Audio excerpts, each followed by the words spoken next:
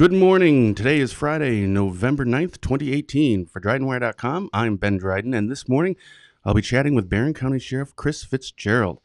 As always, if you have a question for our guest, please post that in the comments section. And also, if you will automatically be entered to win a $20 gift card to Hank's Up North Bar and Grill, located in Spooner's Civic Center, simply by sharing this live streaming chat on Facebook. Chris, it's been a while since you've been in. I know that we've done some debates recently, and I'm so grateful that the election is finally over. Me too. Yeah, and oh, that's right. Yeah. Congratulations, by the way. Thank you. It was a tough one. Did you have any votes, actually, like the scattering? I had 117, and I'm hunting those people down right now. No, I'm just kidding. I'm not. and obviously, you've been a little bit busy. Yeah, been very busy. So for anyone that, most of the people who follow this on Fridays, we kind of have our normal audience. But for anyone that is actually watching this for the first time, we really don't do any questions, specific things. It's really more of a chat. We invite a guest in and just really have an organic conversation. So I'm assuming we'll be talking about the investigation. Yep, we will. Okay. Is there anything? I guess let's start with that. Actually, is there any updates on the investigation? No, not really. We continue to follow up on leads. It's still a very, very active case. We had a meeting this morning before I came up here about the case and where we're going to go today with it. And they're working on tips and they're working on theories, if you want to call them theories. But we're basically looking at timelines now. We've kind of slowed down, obviously, and last week we kind of got rid of the 200 plus agents that we had at the office, and we kind of took a step back, and now we're kind of closing back in on the case itself and working on it. Okay, and up until now, how about this? Have you ruled anything out as of yet? No, nothing. And alien abductions is on the table still? Alien abductions still on the table, yes. Yeah. But no, we really haven't ruled anything out. We don't have, and again, just so the viewers at home know, I'm not going to comment on the direct case itself. I'm not going to put the case in jeopardy. I've said that for the last 4 weeks. I won't give information out, and I think that'll come up as a topic here in just a short time. But we really haven't ruled anything out on the case. We don't know if it was random. We don't know if it was targeted. That's the question I struggle with every night when I go to bed. I mean, obviously, I was elected to protect 44,000 people and the staff of 78 who are remarkable. I mean, just comment on the staff at the Sheriff's Department and take out the state and federal people for a little bit and concentrate on those 78 employees at the Barron County Sheriff's Department have been remarkable and unbelievable in the last almost 4 weeks now of this case. Unheard of in Northwest Wisconsin. Just the amount of media attention, and the amount of tips, the amount of the case, the rarity of this case with 2 people being shot and a 13-year-old girl missing. But we have not ruled anything out. I can't tell you if it's random or not, and that's kind of the big question that everybody wants answered, and so do I. Yeah. Were drugs involved? In some way, shape, or form? I can't comment on that. That's part of the direct investigation, but that hasn't been ruled out. But I don't think so. But I mean, we haven't ruled that out. I mean, it doesn't, I don't know. Yeah. I just don't know the answer to that. Do you have, and I'm assuming you probably won't be able to get into this very much, if at all, do you have a working theory? No, right now, every tip is important. And that's the key in this. And we've gotten over 2,300 tips. I think we're at over 2,300 tips. And I think that's really awesome. By the way, the FBI says unheard of, and the amount of tips that have come in on a case like this in such a short period of time. That's been awesome, but it's also hurt the case a little bit because we've had to go so fast.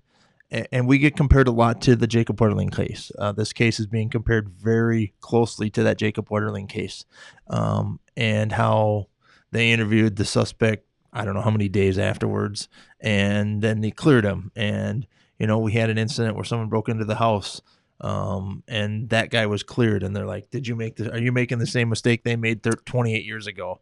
And so you second guess yourself sometimes. Yeah. It's very difficult when you have, our Facebook page we had about 15,000 followers. We're over 30,000 followers. In 4 weeks, we gained 15,000 followers. So that's great again for Barron County and our sheriff's department and the help that we're getting. But it's also some of these tips aren't, that every tip is important. We have to investigate every tip.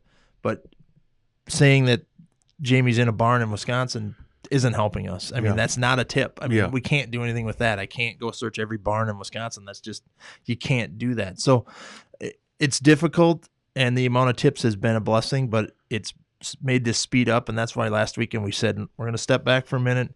Everybody's going to go back to their home offices, and we're going to come back in on this case. And today we have most of the agents, and I shouldn't say most, a lot of the agents that were here for the last 3 weeks are back today, meeting to just put their heads together, work on theories, work on ideas. We've created timelines now of the last week of their life to see if there's any holes in that. We're working on different things like that. Okay. Yeah, I've noticed when I get the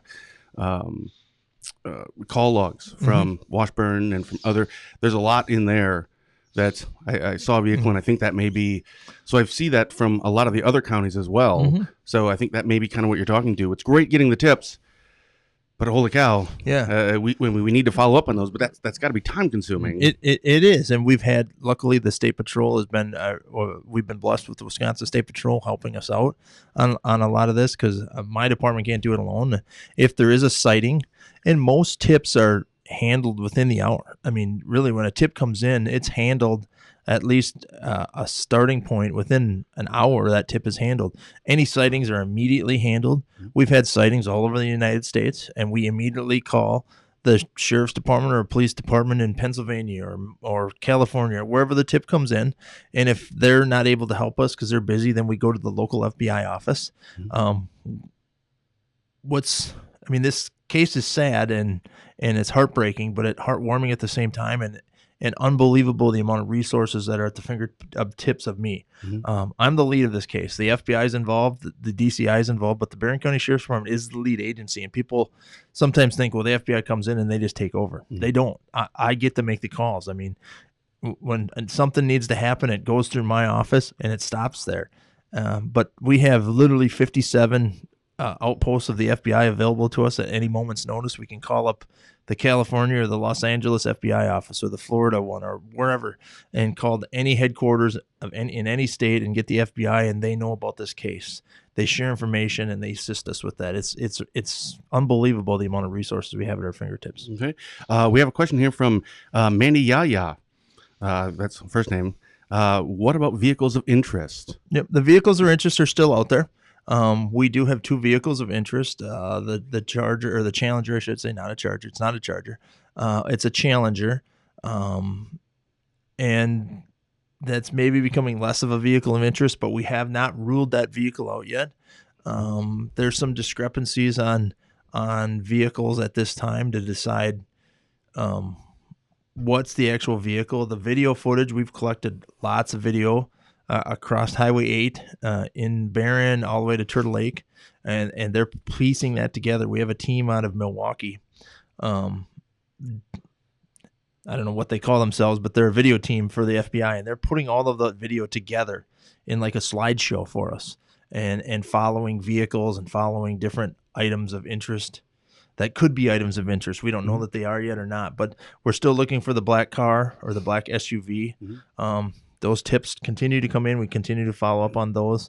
I'm going to say this probably 100 times during this conversation. There is a tip out there that will break this case. Somebody knows something out there about this case. We have 2 people shot. We have a 13-year-old girl missing and endangered, and somebody knows something, and they've talked to somebody. We'll get there. It's just taking us more time than we want to bring Jayme home, but we'll get there. So keep the tips coming. Okay. Tracy had actually asked a question. If there is someone who has murdered 2 people and abducted a child, how can it be that there is no danger to the public? So is the public at danger and at risk? Right. And I answered that question from the beginning is I don't know. I truly don't know. I believe the public's safe, but she's right. I don't have that answer, and I struggle with that answer too, because I was elected to keep the people of Barron County safe. And as every sheriff or police chief around this area will say, yeah, that's my responsibility. And I once I know if it's random or targeted, then I can respond to that question. And I can't really. All I can tell you is there's been no other incidents. There's no other threats of violence. There's nothing else going on in the county or in the area that seems to be tied to this. So we lean towards targeted, but she's right. I don't know. I can't answer that. All I can tell you is it continues to be safe out there. There's actually been less crime. I suppose when you bring 200 cops into a county, there's probably less crime. The meth problem went down a little bit. So, but what I can tell you is that everybody in this county and in Northwest Wisconsin has been very cooperative in this case. Cooperated fully with anything we asked to do, search their residence because of a tip, interviewed because they worked with them or because they got, terminated from Jenny or because they were a family member or whatever. Every person has cooperated 100% fully. That's been kind of an amazing part of the case that everyone has cooperated, because there's obviously people out there that don't like law enforcement or don't like the FBI or don't like the government. And there isn't one person we've come across that those are called criminals, by the way. Those are called criminals. Well, but everyone has cooperated. There isn't a person in this United States, except the person who did this crime, that doesn't want us to find Jayme. And that's the person or persons. And I don't know if it was one or two. I don't know that answer. There isn't a lot of evidence here. And again, I can't comment on what we've collected, but we do have some, but there's not a ton of evidence. Like a TV show, it's not going to get solved in 45 minutes. I wanted it to be solved in 45 minutes. Trust me. Or an hour with commercials. 1 hour with commercials. I'd even take for the 2 hours special. But we're going on 4 weeks, and this case remains the number one case in Barron County. It remains a case. We have case agents from the FBI and the Department of Criminal Investigation that are assigned to this office, to my sheriff's department, and we have if you want to call it, a war room set up. Jayme's room, we're calling it, basically, and we've got all of our information on the walls, and we've got timelines, and we've got evidence, or not evidence, but cases and interviews. And what we're doing now is reading all that again and saying, does 2 + 2 = 4? And it's an analogy that I just put together because I'm trying to explain to the public why we don't release some certain information. And I'm not going to release information that I don't think is helpful. I'm not going to do a search out there that I don't think is helpful. I'm not going to do it just because the public wants to do something. Let's just have a search and have them search a field, and then we'll just, make them happy. And it really doesn't mean anything. I don't want to waste people's time. Yeah. We have a lot of people that do want to help on this case. Deborah has just asked, do you believe that Jayme could still be in the local area? Or is that another one of those? What I can tell you is I believe she's alive. And maybe that's just me, glass half full kind of guy. But I just have that hope. I just have that belief. And I don't have any evidence. I'm not holding evidence back so that I can say the sheriff is right. She was alive the whole time. I'm not holding back anything to the public. I'm only holding back that evidence that they believe. There's only the people out there that did this crime know how many shots were fired, know what kind of gun was used. And people say, if you tell me how many times they were shot, I could solve the case. And that would not, if I told you how many times they were shot, doesn't matter. It's not going to help solve this case. No one out there is going to have that information, except that the bad guy is going to know that we know that. And so we catch the bad guy that does this, or bad people, whatever it was, 1 or 2, I don't know the answer to that. We'll be able to drill down on those, and that's what our detectives do very well. Across both our local detectives and our FBI and DCI partners. But you had brought up twice now, I think, actually, about the random or targeted. Is that do you think that's kind of the domino? Yeah. When you find that out, or if you can ascertain that information, and then if so, how do you do that? Yeah, and that's what we're doing.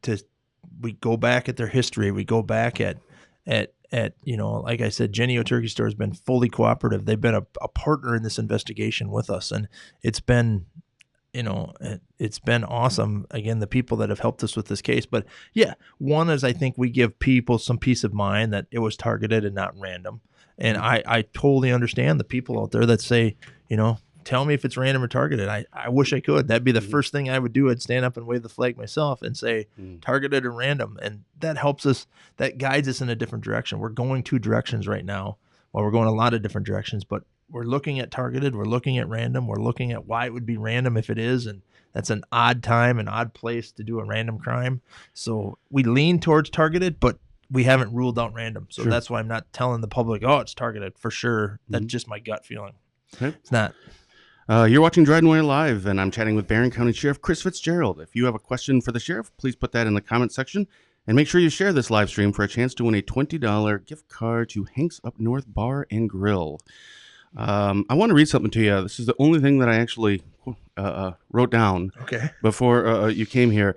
CBS News, the national affiliate, I mean, they had done a story. I know they've done a few, but there was a part in here. This was right when you had posted on Facebook that you were going to be doing a chat with the community. A town hall, right. And, and I'm quoting this from the article. It says, the sheriff called a meeting Wednesday evening with Barron County residents, but he barred reporters from attending, saying he wants to have a private dialogue with the people who elected him. Bill Luter's president of the Wisconsin Freedom of Information Council called the decision to bar the media, quote, offensive. The media are uniquely able to help in terms of getting out information and encouraging people to share tips, Luter said. Does he want to find this girl, or does he want to make a public display of his dislike for the press? Did you see that? I heard that, and I did read a sample of that. And what are your thoughts on that? Him and I will have a conversation someday when this is all done. The media has been our friend. There is no question about it. I have press conferences. This is media, and we're media, and we have these conversations. Prior to this, we've had a relationship. We have probably the best media attention and credibility and partnerships that in Northwest Wisconsin. I work with a lot of media on a daily basis. Prior to this incident too, I've never worked with the national media at this level. That's been something new and overwhelming to me. But yeah, I did bar the media from that because I wanted the people of Barron County to ask the questions that make them feel better. When the media is there, one is people from outside our community, outside the town, Barron County, can come to that meeting. And maybe there was some people there. We had about 200 and some people there, and they could put on a show for the media. I wasn't looking for anybody to put on a show. I wasn't looking for a show for me. I wasn't looking for any spotlight on me or spotlight on our community. I was looking for the community of Barron County to ask their questions, to tell me what they think. And I didn't give them any new information. We had a press conference 2 hours prior to that town hall, and I told the media exactly what I was going to tell the public. But I was going to answer their questions, similar to what we're doing here. And there's people that won't speak up because they don't want to be on the news. They don't want to be on the media. And I wasn't going to bar the citizens of Barron County their right to meet with me as their elected sheriff. And I had an attorney general's ruling on that meeting, and the media did try to come in, and they said they were going to sue us, and I said, sue away. I mean, I don't want to get sued, and I'm not putting Barron County in a bad spot. I had met with our legal representations on that meeting. It worked good. The FBI had held one of these at another major case, and I don't recall that major case, and they said it worked well for the community. The media has gotten every piece of information, and they're the ones that do help us with this case. So I have no hard feelings for the media. I need the media. He is exactly right. I do need the media, but at times I need the citizens of Barron County that have elected me to answer. I answer to them. They're my bosses. I don't have a boss. I have 44,000 bosses. That's the 44,000 people of Barron County that I answer to. So I guess I don't care that he's offended. Again, I answer to the 44,000 people, and if they're offended, then I care. But the media is my friend. They've been great partners with us on this case. I can't thank the media enough for all of their efforts in this case. I mean, we went national. We went New York Times. Dateline is on my Moistville, the call today.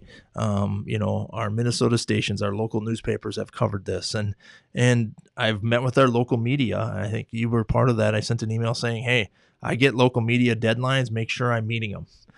Make sure you send me an email or a text message saying, hey, we got this deadline. Just because I'm having press conferences, I want to meet your deadlines as local media, because our local media is important because they're going to be here after the fact. And I did take that into consideration also. And I do think about that every day. So besides this case, I have this national media attention, and that's why I have a command staff that helps me manage the day-to-day operations, and I can handle the media. You had sent out, I think it was on this is Monday morning, I believe it was when I'd received the email that you sent out for the initially announcing this, and remember reading it and thinking, "Wow, tragedy." Publish it, of course, as we always do. Yeah. It wasn't until probably that afternoon, maybe even the next day, where you could see how this wasn't just a local tragedy. It really kind of took on a life of its own, as it were. When did you know that this was not just this wasn't just going to be contained to Barron County? Yeah. About probably 24 hours into it. I mean, when I went home Monday night, so Sunday morning at 1 in the morning, I got called and said, we got this major case, come in. We worked it, all of us, and about 10:30 or 11 o'clock that night, I went home. So we'd been almost 24 hours into this case, and I could see the attention picking up on it, and we did this Amber Alert. It really picked up a steam on that, which it should have, and that's the goal of an Amber Alert, is to get some people's attention out there. But that Tuesday morning, when we decided to have our first press conference, it was like, yeah, I was used to 3 cameras from Minnesota and a couple photographers from our local papers, and it was a lot bigger. Yeah. So what was that timeline when you said about that 24 hours? Walk through that first week. So you went home that night, 10:30, got a couple hours of sleep. Yeah, if you want to call that sleep, your mind goes, because, and I get the viewers here, they have theories. We all have theories. Everybody's sitting back saying, I think it's this, I think it's that, and that's what every cop is doing too. I mean, yes, I have a little bit of luxury in the fact that we get some of the evidence to look at, but the theory is out there, the information is out there. 2 people were shot, a 13-year-old girl's missing. That's a lot of our information. So, yeah, that first week was a long week, very intense. I had the director of the FBI, the Wisconsin special agent in charge, sat in my office. The head of the DCI sat in my office. Our PIO, a public information officer from Milwaukee FBI, was at my fingertips, helping us craft press releases, answer questions. Again, luckily, I had relationships built with the media, so I knew a lot of them. I knew a lot of the reporters from Minnesota. I knew you. I knew all of our newspaper people. So that was easier for me than they didn't have to train me on how to talk to the media, because I'm not afraid to go out and answer questions and be in front of the microphone, because I might get asked a tough question today. Just respect that my answer is probably going to be, I can't comment on that. Sure. I get why you want to ask it, and I'll tell you as much as I can, but I'm not going to put this case in jeopardy or Jayme's life in danger because I want to give out some information, or somebody wants some information. Sure. Well, speaking of that, we have had quite a few comments, so I'm just going to kind of go through. Let's hit them. A whole bunch of them here. So let's see. We'll throw this first one up, and I'll tell you right now, some of them we may not get to if it isn't actually a question. Some of them are just statements right now. Sure. This one is from Christy. Why wasn't the guy who broke in more of a suspect? Seems so suspicious. Agreed. And I can tell you, he was cleared. He had an alibi. I was checked out. He did not own a car. He does not own a car. He rode his bike there that night to break in. We'd served search warrants. He cooperated fully. He submitted his DNA to us in case we come up with any evidence on that. And he's currently still in the Barron County Jail, and we continue to monitor that. But so he was cleared. He was somewhere, and I don't recall where that was, and I probably wouldn't tell you if I knew. But our people have told me he was cleared. He was somewhere when the incident took place. He wasn't there. Like I said, he doesn't own a car to drive to get away. And so, good question. But yes, he was cleared, and he was just And I think where people get that is he was stealing Jayme's clothes. Yeah. He was.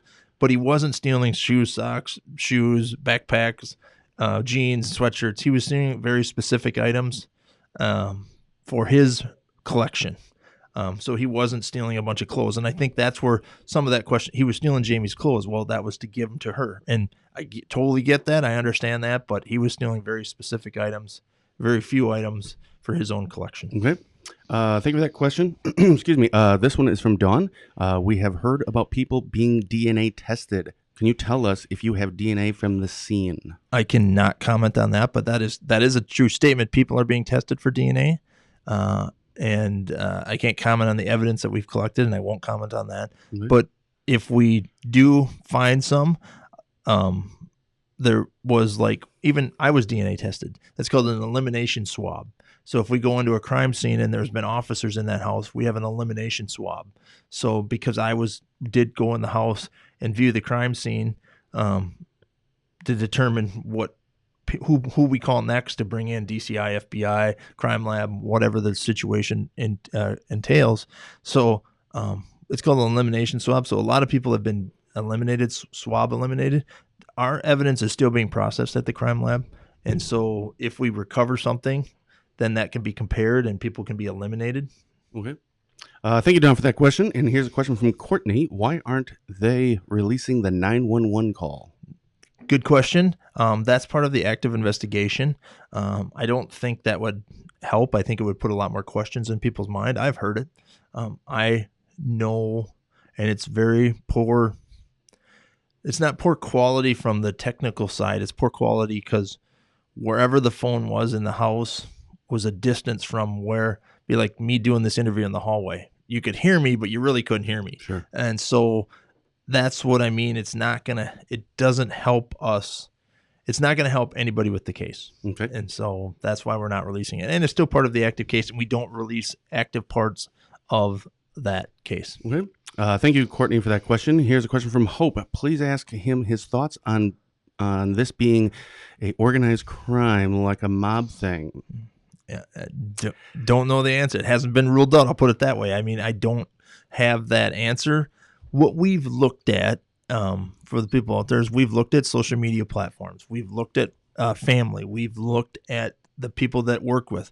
We've looked at people that were terminated from Genio that may have had contact with them, looking at revenge. We've looked at a lot of different things, and we continue to look at those things across the area and have been assisted by, many different law enforcement agencies. We've done everything and looked at that, and now we're analyzing all that data. Like I said, 2,000 tips in 2 weeks, just reports thrown in, and now we have people that are just assigned to read reports. We have people assigned to continue to monitor our social media. I'm sure someone from the FBI is monitoring these conversations right now. We did take people's the one question we're going to get is when we came to search people, we took copies of their driver's license. Yes, we did. We didn't run background checks hoping to arrest a bunch of people on warrants, but we do have that in case there is a tie to somebody coming to search. There's been crimes out there across the nation where people have lit fires and then came to help put out the fire. I mean, those people do want to help. They want to know, they want to be part to see what we know, see what somebody's going to tell them. So we keep that on record. We didn't run a bunch of warrant checks on all of our people that came, but we do keep that on record, and we cross-reference those names versus the names of people we interview versus our tips that come in. So that's why we do all of those things. Well, I wasn't aware that maybe someone from the FBI was probably watching. So just to be clear, the computer that was used for the streaming on Reddit, the NFL football games, that was my wife. I can get you a phone number on that. That wasn't me. Speaking of tips, we have a question here from Lisa. Lisa Ann, have you turned away tips regarding this case, especially refusing tips on the cars?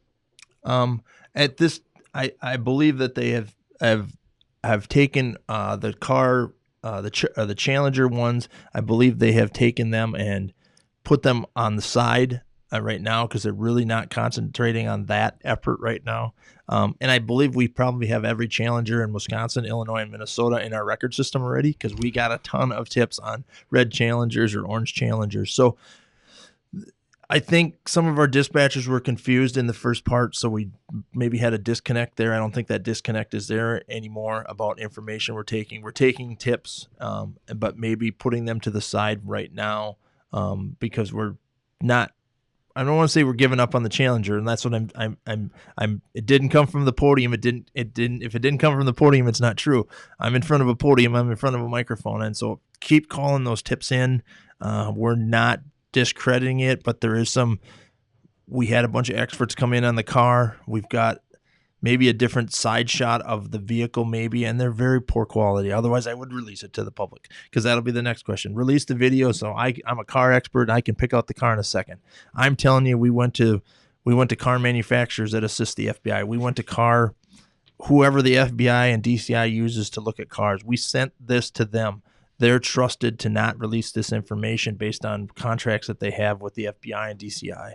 Those are the people we sent this to said, tell us what kind of car this is.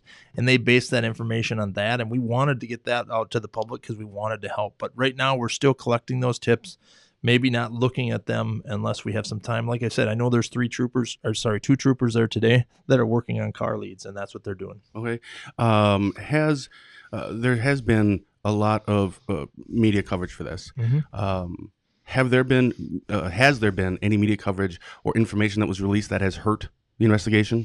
There's some YouTube videos about the 911 call that is not the 911 call. No one has the 911 call. There's been a fake 911 call put out there that says this is the Jayme Claus, and it's not our dispatcher on the phone. I've listened to it. That's not if you're listening to that 911 call, that's not the 911 call. That was from like Georgia or something like that. We did look at that. That's the kind of thing that takes some time. So now I have to assign somebody to say, what is this? I mean, obviously we knew it was fake, but we had to look at who put it up there, why they put it up there. A lot of the people that do that aren't from Wisconsin even. They're not even from around the area. So when you pick up the national attention, it brings some other people out there that want to help and some people that don't like law enforcement, again, and some people that don't like the FBI out and try to, why they would, I don't know the answer to that, but try to maybe just get media attention, maybe just to be the center of attention, saying, I got the 911 tape. Well, no one has the 911 tape. I have the 911 tape, and I didn't release it to anybody except the FBI and the DCI. We have a question here from Connie. Is Jayme being cleared as a suspect? I think Jayme's 13 years old, and so, like I said, nothing's off the table, so I'm not saying, but I believe Jayme's endangered and missing. I believe Jayme's 13 years old, was a shy 13-year-old girl that was just a regular kid. So, and there's nothing to point to that she's involved. Like she texted her friend and said, come and rescue me. There's been nothing like that. But I'm not saying because we don't know the answers. We don't know a lot of those answers, so we won't take that off the table. But I'm telling you, there was nothing in the immediate need that said, boy, she might be in this. Otherwise, we couldn't have listed her as missing and endangered. We couldn't have put it on Amber Alert. And the next question is, why was there a delay in the Amber Alert? Well, an Amber Alert in Wisconsin is for, you have to have a vehicle and a suspect, right, and a child missing. All we had was the child missing. So it took me a couple more phone calls because I called about 4 a.m., 3 hours into this, and we knew, and what we had is we had two parents were deceased. We had a child's bedroom. We woke our school cop up and said, is there a kid that lives at this address? He says, yes, there should be. But now, did she stay at a friend's house? Are we putting an Amber Alert out there, or are we putting some information out there when she's really just sleeping at the neighbor's house? So we had to do some research before we could even ask for an Amber Alert. And then when we did find out that she doesn't appear to be at a friend's house, about 5:30 a.m. probably, I called Madison, who puts the Amber Alerts out for us, and said, we really need a vehicle and we really need a suspect. And I'm like, I don't have any of those. I still don't today. And they said, well, we can't put it out there. So then we reached out to our partners at DCI and FBI who were already coming to the scene because, one, a double murder is what we had, and we knew we had a missing child. So the FBI helps us with that part. The DCI helps us with any investigation, any major investigation. The Department of Criminal Investigation will come up and help us. And so that's what we put together. And then when they got there, they think, I think we should put something out there. And that's, again, tough because now we're just putting out there's a picture of this girl, right, and say, look for her. We don't have a car. I wish we did have a car that we would have known she was in, because that would have helped us, because we had a ton of people helping. I mean, this was United States wide. It was amazing the amount of response and support that we got. And the support in this case, I know we haven't talked a lot about that yet, but the support that I have got, my family has got, my wife and my kids have gotten, our officers, the FBI and DCI have never been part of anything like this. I mean, they're part of a lot of major investigations. And when they come up and say, man, we've never been treated this good. I had one of them text me. They're on another case. We had a lot of people from Quantico, FBI headquarters, come here. And that person texted me and said, I'm at another case and all they have is granola bars and chocolate milk for us. Well, we were getting 3-course meals by the people of Barron County, and the businesses of Barron County were unbelievable. we're running all day, we're going, and the people are eating, and they were running 12, 15-hour days, and it was amazing the support we got from this community. Yeah, we had called actually as Drydenware. We had called to donate. I think we called it McDonald's, and then also a Subway, and to it's $500 just send food. And they're like, well, take a number because we have a whole bunch of things scheduled. I'm like, well, never mind that. But that is kind of nice of people coming together. It was amazing. I'm the only guy that gains weight during a tragedy, it seems like. But this one took its toll on me. I mean, personally, I struggle with it. I answer to the citizens of Barron County, and I can't give them some answers, and I don't like that. I've never been the sheriff that did that, and I struggle with that. So, well, that's actually a question here from Catherine.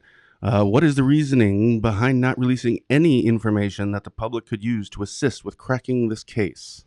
Well, part of it is we need some information. We need to have some. I think we've released everything we can.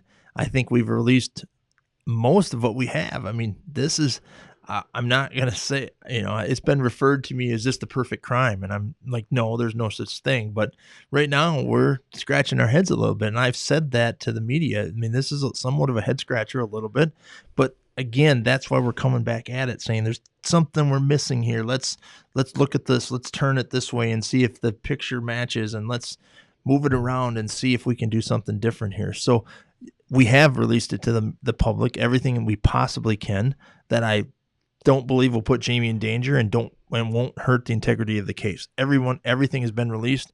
I guess you have to just trust me on that. I think I've earned the trust of the Barron County citizens for the last 10 years as their sheriff that says, part of it is you just have to trust me. And that's a big weight on my shoulders, and I get that. But that's why I signed up for this job, and that's why I put my name on the ballot. And thanks to the supporters, I know there was an election, and it doesn't seem, people criticize me over that. I put a thank you on Facebook, thank you for voting for me. And everybody says, why, how could you do that when you have this Jayme Closs case going on? Sorry to tell you that, but life has to go on behind this case. We have other crimes that are going on. I have to pull the detective to do some drug work. I have to do some things, but this is the number one case in Wisconsin right now. But life has to go on. Our four borders of our county still have crime to go on. We still have several accidents this morning. It's slippery out there, so be careful. It's still slippery. Our bridges are still slippery. On the way up here, there was a rollover accident by Chautauqua, so just be very careful. Our bridges are still slippery, but the rest of us still have to function and operate, and so people get frustrated with that. And don't get me wrong, I get frustrated. I go home at night and say, geez, did I do that right? And yeah, I think I did. And I guess some of it is just I've been your sheriff for 10 years and you have to trust me. And I'm not holding anything back so I can be right. Mm-hmm. I want to bring a 10-year-old girl home, and I don't care how she comes home. Mm-hmm. I don't care who solves it. And I want, as soon as I have something for the public, because I know I will have 44,000 people plus whatever the population of Wisconsin is helping me and the nation, because everyone wants this case solved. We don't want to be another Jacob Wetterling. I don't want a 28-year-old case here. I don't want that. I lose sleep over that. And again, that's on me, not on the citizens of Barron County. And we're going to do what's right for this case, no matter who gets mad at me. That must be quite a burden. Oh, a burden maybe not the right word. You have to. It's a lot of stress to carry with. Yeah, it is stressful. But again, I've accepted this position. I put this badge in every morning, and that's just part of the job. It's not something I thought I was going to get thrust in and be on Good Morning America and CNN and all these other stations and Sirius Radio. I mean, we've done interviews, and for that guy to say I don't like the media, I did 9 interviews one day, one-on-ones, because we were doing one-on-ones instead of a press conference, so people could ask all their questions. And that's why I drove up here today. I gave up the briefing because they're doing a briefing, and I'm like, they can handle it. I have an operations person handles this, and I can go talk to the media. I want to talk to the citizens of Western Wisconsin and all of your listeners and answer some of these questions, because I don't want people frustrated. I want people to think we're hiding anything.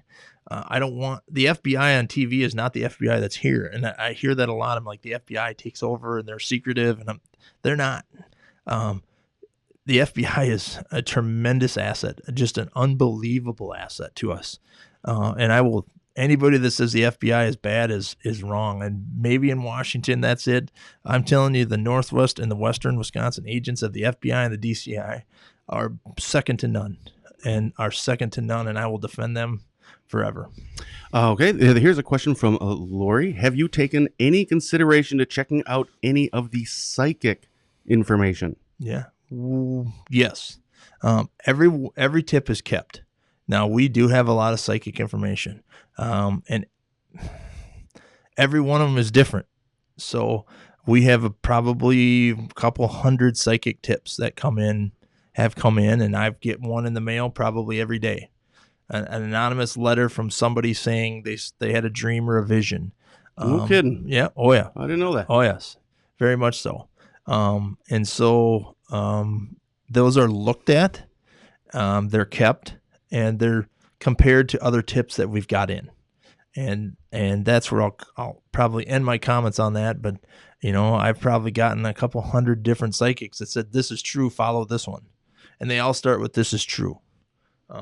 And maybe they teach that in I'm not psychic school. Not making fun of them. I'm not discrediting them, but I'm telling you, I got 200 letters probably that say this is the one, this is the answer, and maybe it is, and so it is reviewed, it is looked at, but some of them are by a river in the woods, Sure. I can't be a little more specific. I can't, but we did. There is a river near the house. So we went and checked the river by the woods. But we can't check every river in Barron County. And if I knew she was in Barron County, we'd do a house-to-house search. That's the question I get a lot. Do a house-to-house search in Barron County. And if I believe she was in Barron County, or I had information that says she's in Barron County, I'd write a search warrant for every house in Barron County. I would do that today. Our district attorney is fully behind this case. Our detectives are. Trust me, they want to solve this today so they can enjoy their family weekend, because even though I'm probably going to my son's hockey game on Sunday, I'm going to be thinking about this case. As much as I want to just sit back and sit around and drink coffee tomorrow morning or have a pop and watch game shows or cartoons or whatever it is with my kids, I'm going to be thinking about this case. And I understand the rest of the people in America are also thinking about this case. So just realize that that's part of it, and so we don't have a lot of information to release. Okay. Caitlin has a question. Why haven't you said she is abducted, just missing and endangered? Because we don't know that answer. I guess you can say, we said she's missing and endangered. That goes back to the question: do I think she's involved? I don't think she's involved, but that's a gut feeling on my part. I don't have any evidence I'm withholding, so I can be right. Again, I'm not looking to be right here. I'm looking to bring a 10-year-old or a 13-year-old girl home. So I think that's just if I say she's abducted or missing and endangered, it's the same thing. It's a play on words. And, and I just can't use the word abducted because we don't know that for fact yet. And that's why we listed her as missing and endangered in the system. So if she turns up in California or wherever, she gets held by any law enforcement agency that has contact with her because she's in the system as missing and endangered. Okay. Brittany had asked, would you consider this a cold case at this point? Absolutely not. No chance in that. This is a very active case. We flew a helicopter around Barron County yesterday. I saw that. Yeah. And we let people know that. It's a very active case, and there's agents on this across Wisconsin, and back to Quantico, Virginia, where the FBI headquarters is. There's people in Quantico, Virginia working on this case on a daily basis. So absolutely not a cold case. Well, why do you think, with all the national coverage, with all the support from across, honestly, the globe, with all the agencies that are assisting, why do you think this hasn't been solved yet? It's a good question. Yeah. All the tips. Yeah. Because that right tip isn't there. But I don't know why it hasn't been solved yet. I mean, that's the answer. We've served search warrants. We've looked at vehicles. We've interviewed people. We've taken DNA. We've looked at vehicles. I mean, it's just we have to realize they were probably only in that residence for 4 minutes. Or, we were there within 4 minutes, they were gone. And we haven't talked a lot about that, but they were gone. 4 minutes later, we were there. And so, I don't know that if I'm in your house for 25 minutes, I'm bound to touch something, leave a fingerprint, DNA, shoe print, whatever. If I'm only in your house 1 minute today, I'm probably not going to leave as much evidence. And so that might be part of it. I wish I knew that answer. Okay. Jennifer Jackson asked, how are people being cleared so fast? Alibis. They're at work. We have work records. We have people produce evidence. All of our sex offenders were checked in the area, even into Washburn County. Sex offenders were checked, and we looked at receipts. We've got video of them at Quick Trip. We have whatever. We have their work pay stub, things like that. That's how people are being cleared. Not just, I can't just walk into an interview and say I was, at the bank. Well, then we go to the bank, or we make them produce a receipt, or if they are a suspect. Not everybody's a suspect just because they're interviewed. They just might have information that leads us to a suspect. Mm-hmm. So people are being cleared by alibis, by video evidence, by receipts, mm-hmm. by whatever. Okay. There's a lot of questions that are in here that actually we've discussed previously, so we're going to be skipping a few of those, and some is just theory. Tracy has asked, will you release toxicology results from the autopsy? We will when the case is ready to be released. We're not going to release any evidence on the bodies or the shootings or where they were shot, or toxicology takes a little bit longer to come back in. I don't even know if that's back yet. It should be, but I haven't been briefed on that, which in my mind then says it's not relevant to the case. So yes, toxicology is part of our autopsy results. The autopsy results will not be released along with the 911 call until the case is closed, and then everybody, the media and the court system will have that'll go to the district attorney, and they'll release that based on this. But again, we have two crimes here. We have a 13-year-old girl that our main mission is to bring home, I should say. And then we have to solve a double murder. So we have to be able to prove who shot them, why they shot them, how they shot them, and why they took this girl. And so we have to put all that together. So we have two crimes, but it's all one. And so we have to separate them at times.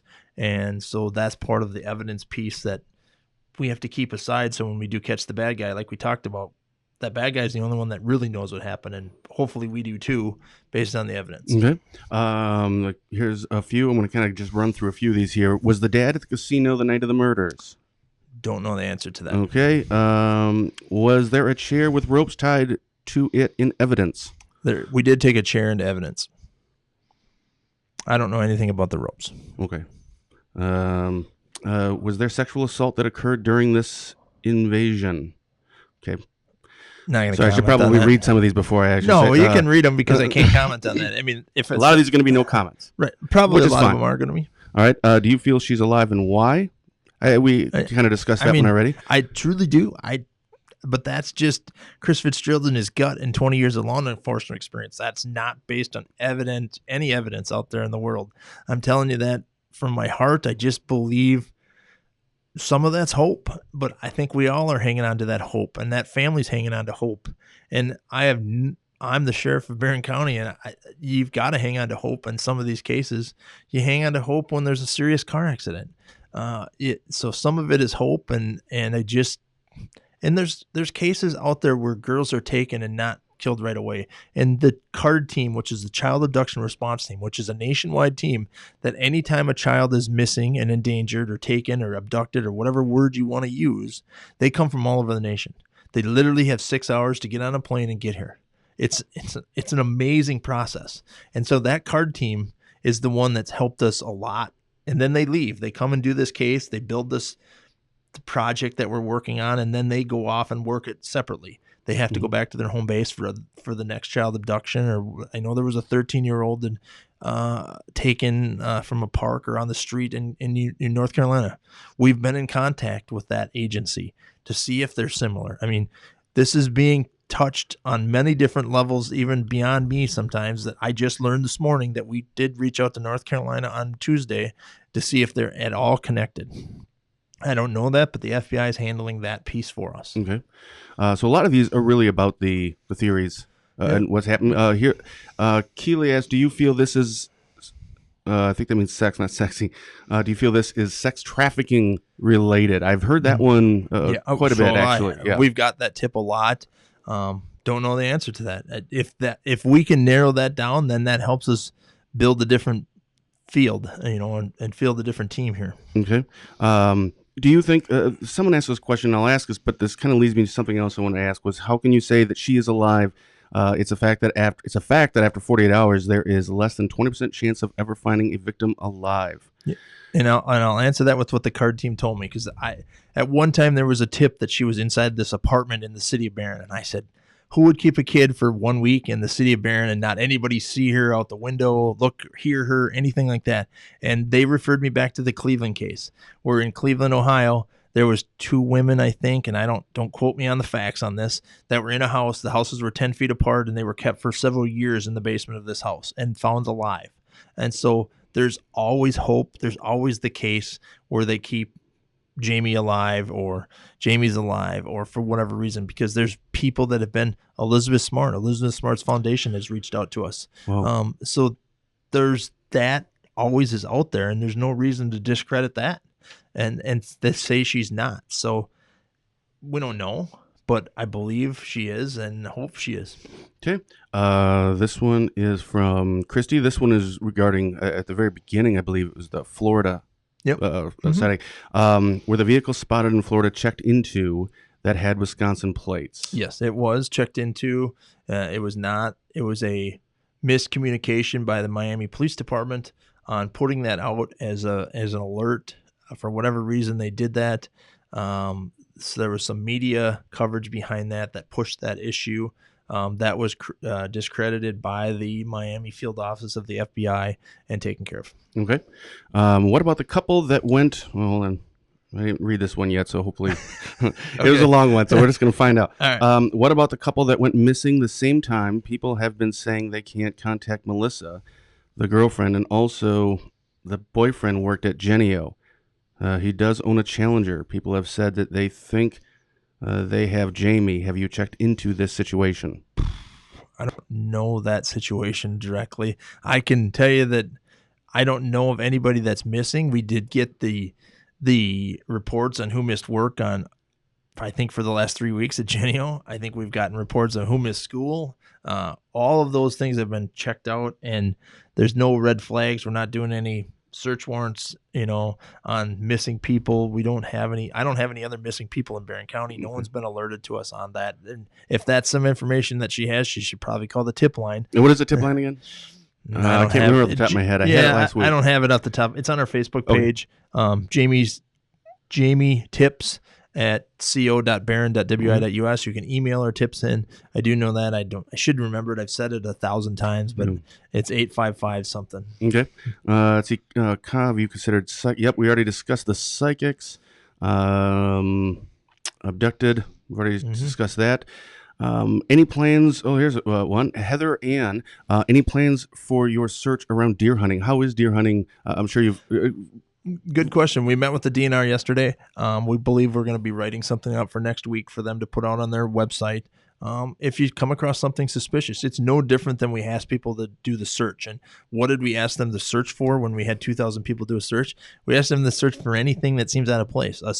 A sweater laying in the field, and I don't know what she was wearing. I'm just using that as an example. I'm not saying she was wearing a sweater. We don't know what she was wearing. A gun, bullets, anything out of place. People know their hunting land. People know the land they hunt on. They know it by the back of their hand. And people in Northwest Wisconsin know exactly when somebody trespasses on their land, because we get trespassing calls all the time, and rightfully so. So they know their land. We're saying, man, if somebody moved your your hunting shack, or somebody went in it, or somebody used your tree stand for something odd, call that behavior in. That's really what our behavioral analyst unit, the BAU unit out of Quantico, came and worked this case for a while, and worked on behavioral analysis of this case and tried to help us figure it out. But they said, look for change in behavior. Look for odd behavior of people. Maybe somebody that goes hunting all the time and decided not to go hunting now on their land for whatever reason. So things like that is what we look for. But yes, we're working with the DNR and the hunters. Hopefully they'll come up with something if there's something out there. Okay. So I just realized we're way behind in the comments. So I'm just letting everybody know I'm not actually going to be putting these up on the screen. I'm just going to be kind of flying through some of these, and I think some we've already addressed. Are the rumors of Jayme having a possible 19-year-old boyfriend true? can't comment on that. What are your thoughts on this? Sex trafficking, we already discussed that. Why was the FBI called so soon? We always call the FBI. They're partners. We have an Eau Claire field office. We work with the FBI on any major case, especially when we realized we had a missing kid approximately 2 hours into the case. We determined that she probably wasn't at a friend's based on information that was collected by our school resource officer. So we called the FBI right away. Okay. This one from Christy. How long had the parents been dead for? Do you think someone may have been there much longer than originally believed? I don't know their time of death, but we don't believe so. Okay. Have you looked into the couple that went missing? The same day. I think someone already kind of asked that. I don't know about that one. And maybe we did, and it's 4 weeks of information in my head. Sure. But there's no other missing people in Barron County. Okay. Amber Alert. How long have the parents been deceased? Oh, that was the same one. Why has the only focus been finding Jayme and not the double homicide? They're the same. And I think when we find Jayme, we'll find who was at the house, and that'll help us build that. But if the evidence for the shooting comes into play here, there's some evidence that the crime lab calls us and said, hey, we got something on the shooting. We'll take that and run with that. Okay. I'm not sure what this is about. Is the story about the creepy guy at the gas station from Another Lady true? I think somebody must have asked that previously, and I may have actually skipped over that one. Sorry. That's the A&W, I believe they're referencing, and I believe that one was checked out. And well, I know it was checked out. All the tips have been checked out, but that was on our tip line, and I don't believe there's any merit to that, or I would have let the public know to be looking for a suspect that was talking about it. Okay. Still in Barron County. Ask Sheriff what damage to chair is. Not going to comment on the evidence. Okay. I actually called on Kip yesterday. Okay. Amber Alert. A lot of people seem to be wanting to know how long the parents were deceased before law enforcement was on the property. All I can tell you is there was some commotion on the phone. 4 minutes later, our deputies were there, and there was 2 deceased people there. Sure. So okay, and again, a lot of this stuff is just questions that I know you really can't answer. Mm-hmm. But could this be a serial killer or a kidnapper situation? Could be. Yeah. Has the whole family, including extended family, been cleared? All of the family has been interviewed and cooperated. Okay. Why aren't you looking for a killer? Just focusing on finding Jayme. Hopefully they're one and the same. Go together, I would think. I just kind of hope they go together. I don't think we have a killer and somebody that took Jayme separately. I think they're the same. So we are working that theory. Sure. Have you checked? Nope, that's the family again. When is, we had talked a little bit earlier about, I think someone asked about being a cold case. At what point do you start scaling down? At what point? I mean, you'll always keep. I mean, hopefully, again, we can get this thing solved today. Yeah. But there's a lot of resources, and I know it's not a very popular thing to talk about, but that's a lot of money as well. Mm-hmm. At what point is it? We'll always be investigating, but I don't know that answer. I've never been part of a cold case, to be honest. I mean, I know there's been. I don't know. I don't know that it ever will be with a 13-year-old girl missing. I don't know that the Jacob Wetterling case was 28 years. And so I know we keep getting compared to that. And I hope to God we're not there in 28 years. But, I don't know that answer, and we'll have to talk about that in a month, and you'll have to ask me again. Well, hopefully we'll have you in it sooner, because that means, Right. Then we did something good. Yeah. Yeah. So a lot of these, again, I'm going to just kind of have to skip a lot of things we've either discussed. I don't know if you can see any of these that are on your. No, you should be able to there. 911 call. Yeah, so I think there's just so many to go through. Is there any way the sheriff's office can release an official timeline of events regarding the family party that occurred that day? We know about the family party that took place. We know the timeline. I don't know how that would help anybody out there in the world. And again, that's where I base my information on, and that's why I don't see how that helps solve this case. It doesn't matter what time they left the party, we know what time they left the party. We know what they did after they left the party. We know where they went. We know how long they were there. I mean, we know a lot of things, and so that isn't going to help bring Jayme home. Okay. Are there Oh, that was already asked. Have the bones that were found in Barron been identified? Any possible connection? Don't believe there's a connection. No, they haven't been. They're still at the lab in Texas. We're awaiting DNA results. So that you don't believe it was Yeah, a connection, but yeah, I don't see how that connection's being made because that was a year ago that we found the bones, and I don't know how there would be a connection. But until we get the DNA back and figure out whose bones they are, I mean, that's technically, I guess you want to say, I guess I was part of a cold case because we're not actively working that case because we don't have any information to work until we get some information back from this lab, and they're still trying to extract the DNA out of those bones. So what is the next? So when you're finished here and you go, and it's Friday today, obviously you're gonna be watching some, tomorrow hopefully maybe some game shows and cartoons. But what is the next step? What is the next process? Is it just we're just gonna keep getting tips, keep following up, keep doing our thing? We keep our detectives. My chief deputy runs our operations. He meets with our detectives in the morning. I usually sit in those meetings. I return emails. I talk to the media. I'll have 3 messages on my phone while I've been sitting here, so I'll return those calls. More than likely, most of that is media, and to do interviews like this, to keep the message out there. That's my job. Really, my job is to keep this message alive. And I try to do updates on Facebook, but I just don't want to put an update that says we don't know anything new today. We answered 25 tips. I mean, that's not news. So I don't want to get people excited when I get on Facebook, and so I get it, and my job is to keep this in the mainstream media, and that's going to be hard unless we come up with something. I understand that the media said we can't keep covering this unless you give us something, and I said, well, I'm not going to give you something just to keep it in the media, because I'm not going to break the integrity of this case or the integrity of the work of the sheriff's department and everybody helping us. And so I'll go back and I'll eat lunch like a regular person, and we'll have meetings, and I think we have a briefing at 1:00 with everybody that's up today to see what everybody's going to do either over the weekend or into next week. And then we meet again Monday, and we handle tips, and our sergeants and our patrol division handled the tips that come in immediately. So just because it's Saturday morning and a tip comes in, our sergeant and our patrol division monitors that. We have an on-call detective for this case. We've never had an on-call detective. They're always on call, but there's a detective assigned for the weekend tips all weekend. So he may come in, or he or she may come in and work these tips, or they may say that can wait till Monday, or call that person or call the police department. So we'll continue to monitor tips 24 hours a day, 7 days a week, even though our tip line is really our dispatch center, the one and the same. Now we had a separate tip line for a long time.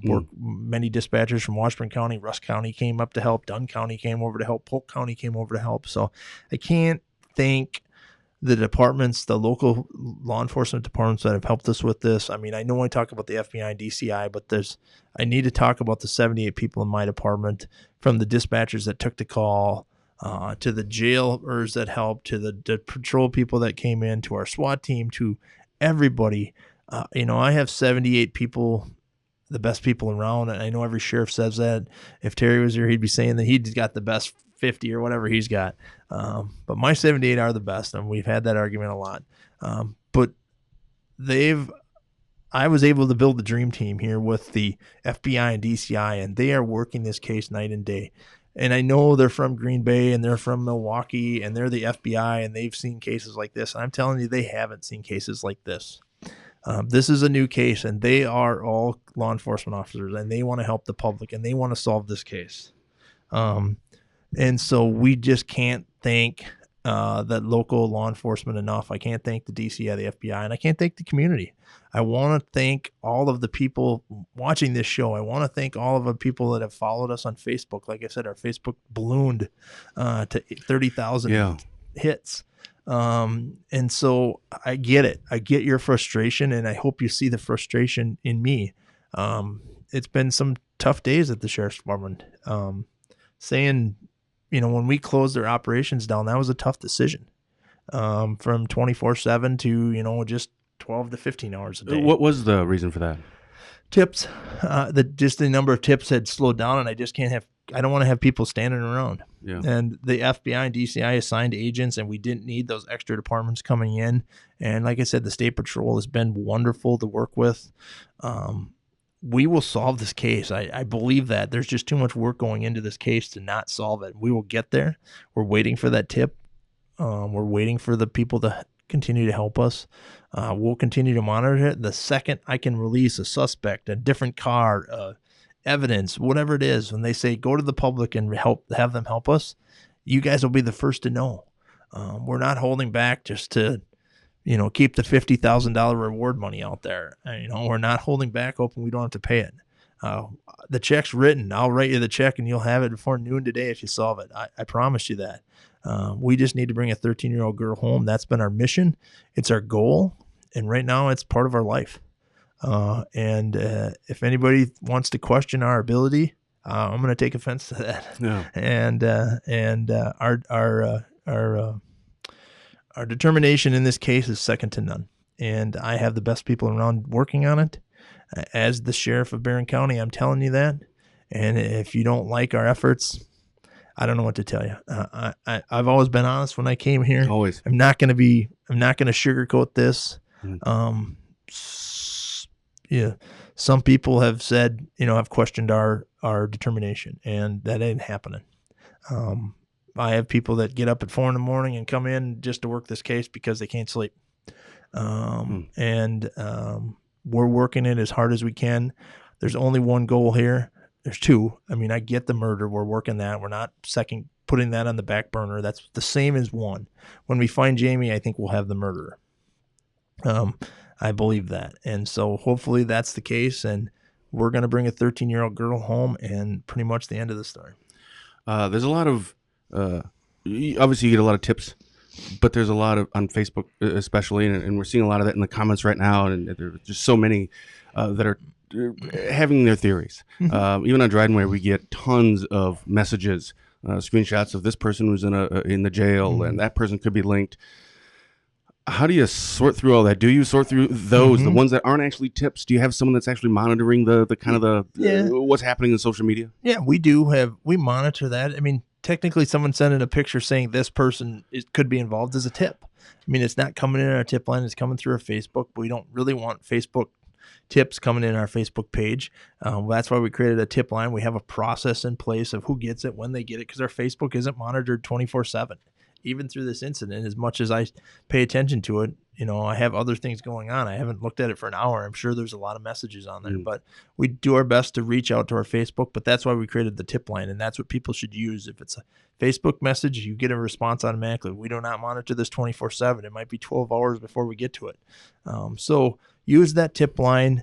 Thank you for the support. Thank you for the support of myself in the past 10 years as your sheriff of Barron County. I can't thank the people of Barron County enough for their confidence in me to build it. I can't thank my wife and kids enough for putting up with me being gone. And I can't thank the citizens and the officers of Barron County for their work and determination in this case. So thank you to everybody. And we have one more goal, and that's to bring Jayme home. Okay. Chris, thanks so very much for being here. Thank you. Thanks, everyone. You've been watching Dryden Wire Live. My name is Ben Dryden, and we'll be back next Friday with our very special guest, Mike Schaefer, Spooner Health CEO.